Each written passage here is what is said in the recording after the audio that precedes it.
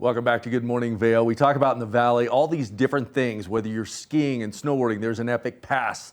If you're getting from the airport, there's an epic shuttle. But there's one thing that deserves a lot of attention, and that is an epic experience. And I'm here with Colin Ferro with Epic Experiences. Tell me about exactly what you do, because it is nothing short of amazing. Well, thank you. Yeah, Epic Experience, we empower adult cancer survivors and thrivers through outdoor adventure. And we do this through regional one-day programs. We do it through our newest innovative program, Thrive VR, which is bringing virtual reality experiences to patients while they're in treatment in a cancer center. And our pinnacle program are our week-long adventure camps, just right down the road here in Sweetwater. And we bring adult cancer survivors to the mountains to where they can be able to live outdoors, connect with other survivors, and live beyond cancer, as we like to say. Yeah. Well, let's step back a little bit. Where did the vision come from for this, and how did it get started? So the vision came from my mom. My mom, Nancy, really wanted to be able to support the cancer community. Reason being is we were hit by cancer firsthand as a family. While my brother and I were in college down in the Front Range, he was diagnosed in 2007 with testicular cancer.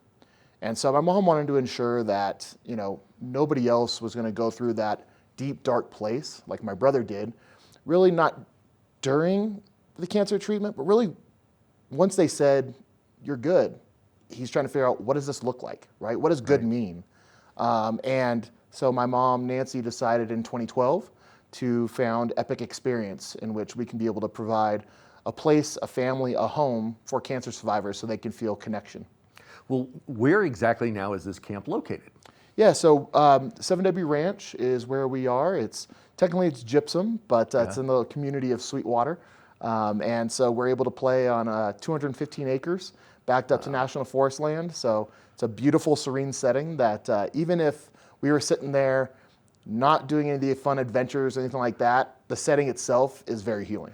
Yeah, and we were talking earlier before the show about the healing power of a good adventure and the perspective it can give to people. And we've got some things up on the website talking about the mission, life beyond cancer. But where do you find your campers? So really, early on in the years, they find you. Exactly. We were recruiting a little bit more, maybe through some larger cancer center networks.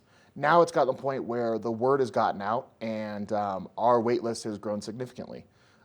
In the past 2.5 years, we have had over 1,900 applicants for what is about 80 spots a year. Wow. And so our demand's gotten high to where just people, I think, are looking for something within their cancer journey, and we're just trying to provide that something. And I think people go, oh, I like the outdoors, I like the mountains, and I get to be around people that maybe get what I'm going through. Right. And so it's, our wait list has become quite large, which is why we've added some of these other programs to support the community, since we can't get everybody there all at once. Now, Colin, what's the age group of campers? You said adult campers. What's that age group range? Yeah, so ours has been 18 all the way up to 80. Okay. I just wrapped up a camp on Saturday, and I had two different campers say to me, age is just a number. One was 72, one was 59, and they just loved it. They're like, I just got to do brand new experiences that I've never done before. Yeah. And prove to themselves, I'm stronger than I thought I was. Yeah, that's incredible. And I'm sure from what you said with your waiting list, those campers are all across the United States, different income levels and whatnot. Community. You talk about a community earlier, and we were speaking about a community isn't just people that are located in the same geographical area. It's people that come together for a common cause, a common reason, or in this case, to just open up and experience something and maybe finally be able to talk about something going on within them other than the cancer. Yeah, we really were trying to build a family dynamic. I shared earlier that my mom always wanted the big family. Well, it's not always blood, and it happened through this Epic Experience family that her vision created. And so it's amazing where we have online support groups, or we just find folks that are looking for somebody that has a similar diagnosis, and we go, oh, we have a camper that we can introduce you to. And next thing you know, they're able to come together, and they weren't even at the same camp. I just had an experience at this past camp that for myself was a blessing. My brother was also diagnosed with a benign brain tumor. I had not met anyone with the same brain tumor until this last camp. I just happened to overhear a camper talking about it. And she's like, it wreaks more havoc than my cancer did. And I'm like, this sounds really familiar. And as she's talking, she goes, I just want to meet someone. And I go, my brother has the same thing. She's like, oh my God, I mean, both of us just get chills, right? And it's that connection. And that one just was so close to home, obviously, because that's the reason that I'm a part of this organization, the reason that my mom founded the organization. And so we really just want to make sure that, again, we can connect one another. But even if it's not that direct, people come to this larger Epic Experience family, are part of one of these, channels that we have for open for communication where it's hundreds in there. Right. And they're able to talk to each other and say, oh, Tuesday, I went cross-country skiing too. Oh yeah, the theme of hope. We talked about that too on Tuesday. Yeah. And so we make sure that the structure of each camp is similar for that relatability for each camper. Right. Now, the camp itself is a week long. And walk me through what a day in the life of a camper is. What do they talk about? How do they support each other? What kind of experiences do they have? So, as far as each day, we have, start with some meals here or there, but we have small group discussions in the morning in which we split off into 3 or 4 groups. Just a way to connect a little bit deeper with folks. Might not even be about cancer, right? But we always say we're peer-to-peer support. Sometimes we just don't talk about where we're at with life, and cancer is a part of that, but it's not all of that. Right. And so we go in, we connect there, then we're gonna go out and play. So might go out for a snowshoe trek around the ranch, around the pond. I'll show people beautiful aspen groves, and the legend of a bear tree at the ranch is always a fun one, showing people how high bears can actually climb. Yeah. And then we'll come back in, take a little break, and we'll go out and do another activity in the afternoon. And so a really fun one is sledding. We go sledding down the driveway. It's about a half-mile driveway.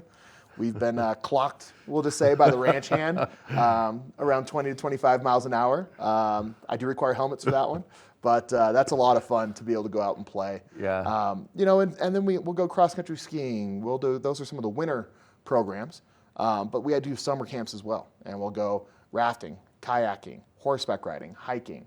And it's all just to live, play in nature, experience, hey, you know what, I'm stronger than I thought I was, but do it with people that understand where you're at that moment. And sometimes it's spoken, sometimes it's not.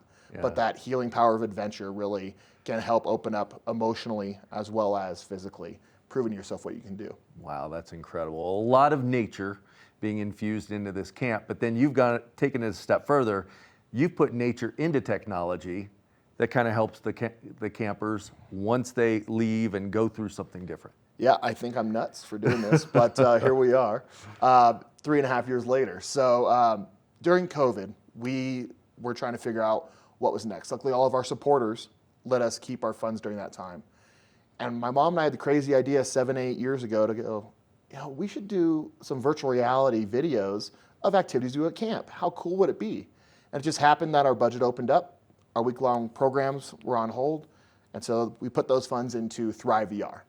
And Thrive VR, we created custom virtual reality content in which we're bringing adventure, nature, and community to patients while they're getting treatment in the cancer center. Because not everybody can get to our camps right off the bat. It's not just because of our wait list, but also just the fact that, accessibility might be a struggle as far as is now the right time medically for you to come to 8,500 feet away from your care team? Are you feeling strong enough to come with where you're at in treatment? And so Thrive VR, we took those adventure-based videos and we built mindfulness tones over the top to resonate with them while in treatment. Wow. So rafting, you're gonna go rafting down Glenwood Canyon. And as you're rafting, there's a concept of being talked about of team. And so you think about it, puts you in a place to think about these 8 people that are helping paddle with you. But think about your team as far as your care team, your caregiver at home, your medical staff, and how you can lean on them and rest when you need to. And so, that's really what Thrive VR is about. My favorite video is myself and 6 cancer survivors sitting around the campfire, like we would at campfire at camp, talking about the concept of if you knew then what you know now. Right. And so if someone's getting treatment, they can feel validated, heard, understood, and again, have that community support to say, wow, like they're speaking right to my heart and I feel like I'm a part of this conversation. When You can be in that setting versus looking at a port line or an IV bag in the Right. sterile environment of a cancer center. Right. Well, where does someone go to find out more information on Epic Adventures? So epicexperience.org, that is our website link. Okay. We have a lot of great things there. We have a great fundraiser coming up in Denver. But epicexperience.org, or you can email us at info@epicexperience.org. And we'd love to just talk with you and share more about our mission and how you can help, or how you can also refer somebody to come and play with us out in nature. Well, Colin, thank you for taking your mom's vision and embracing it, your passion, everything that goes along with it. So Epic Experience for all these epic adventures. Go check them out. There's a big fundraiser coming up at the Four Seasons in Denver. Go to the website, get some more information on that, because what a better way to help a community within a community. We'll be back soon with more Good Morning Vail.